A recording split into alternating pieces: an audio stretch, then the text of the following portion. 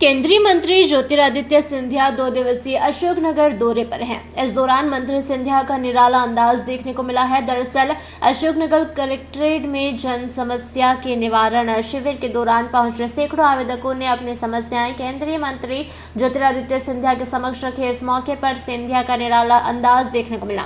दरअसल अपनी समस्या लेकर आए आवेदकों की समस्याओं का मौके पर ही निराकरण करने के अलावा उनके अनुभव साझा कराए। दरअसल अशोकनगर दौरे के दौरान केंद्रीय मंत्री और सांसद ज्योतिरादित्य सिंधिया अलग अलग कई कार्यक्रमों में शामिल हुए। इस मौके पर उन्होंने राजमाता विजयराजे सिंधिया की प्रतिमा का अनावरण किया, वहीं जिला अस्पताल का निरीक्षण भी किया। साथ ही कलेक्ट्रेट प्रांगण में जन समस्या निवारण शिविर के माध्यम से सैकड़ों आवेदकों की समस्याएं सुनी। वहीं शाम को बीपीओ कॉल सेंटर का उद्घाटन भी केंद्रीय मंत्री सिंधिया द्वारा किया गया। इस कॉल सेंटर के द्वारा स्थानीय युवक युवतियों को रोजगार के अवसर उपलब्ध हो रहे हैं। आप लोगों की भी बहुत बड़ी गुहार सदैव रही है कि रोजगार के अवसर हम लोगों को उत्पन्न कराने।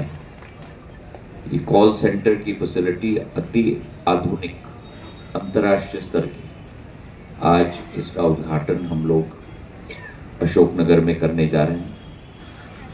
हमारे लॉ कॉलेज के बिल्डिंग में इसकी स्थापना शुरुआत में होगी, लेकिन इसको आगे बढ़ाकर मेरी विचारधारा है कि 1000-2000 बच्चों के लिए रोजगार के अवसर उत्पन्न हो पाए।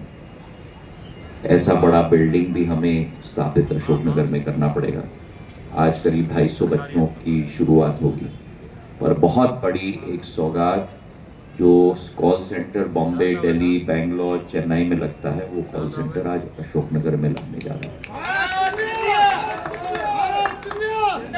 और ये भी आप याद रखो, एक तो वो है जो सेवा यहाँ से दी जा रही है, दूसरा हमारे यहाँ के बच्चों को अब विश्व उनकी उंगली पे रहेगा।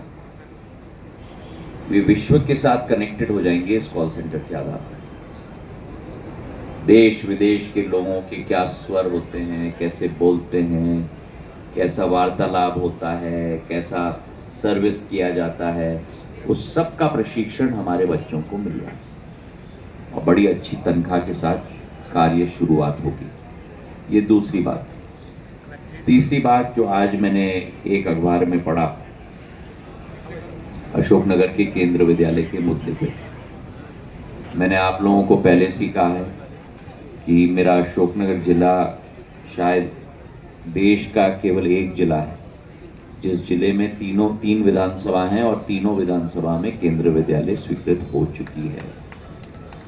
ये नहीं कि स्वीकृत होने वाली है कि कैसे होगी, क्या होगा।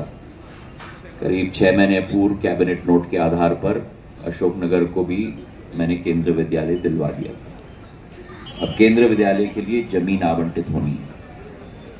वो जमीन जो साधारण स्टैंडर्ड्स हैं केंद्र विद्यालय के लिए पूरे देश में 8 हेक्टेयर की जमीन रेखांकित होनी चाहिए। उसमें से वर्तमान में 2 हेक्टेयर आवंटित हो चुका है। बाकी अशोकनगर से सलीम डायर की रिपोर्ट। बिरबल, हमारे महल की ये क्या बुरी हालत हो रखी है। इंस्पेक्टर साहब, यही है वो दरिंदा जिसने हमें दीवार में जिंदा चुनवा दिया था। गिरफ्तार कर लीजिए इन्हें। अनार करे तुम को तो मैंने जिंदा दीवार में चुनवा दिया था, तुम बाहर कैसे आई? जहापना, मैंने तो आपसे पहले ही कहा था कि अनारकली को बाप जी एएससी ब्लॉक से बनी दीवार में चुनवाते हैं, लेकिन आपने मेरी एक नहीं सुनी। अब भुगतो। बाप जी एएससी सीमेंट ब्लॉक्स, इसमें ना सीमेंट और रेत की जरूरत होती है, ना ही तराई करने की झंझट। लाल ईंटों के मुकाबले ये ज्यादा मजबूत, किफायती और फायदेमंद है, क्योंकि वाटर प्रूफ के साथ साथ ये साउंड प्रूफ भी है। काश मैंने अनारकली को बापजी ब्लॉक से बनी हुई दीवार में चुनवाया होता तो मुझे ये दिन नहीं देखना पड़ता। आप जहांपना जैसी मूर्खता ना करें। अपने घर, भवन या मकान को बाप जी एएससी ब्लॉक से ही बनवाएं। बाप जी एएससी ब्लॉक्स, स्टील सी मजबूती।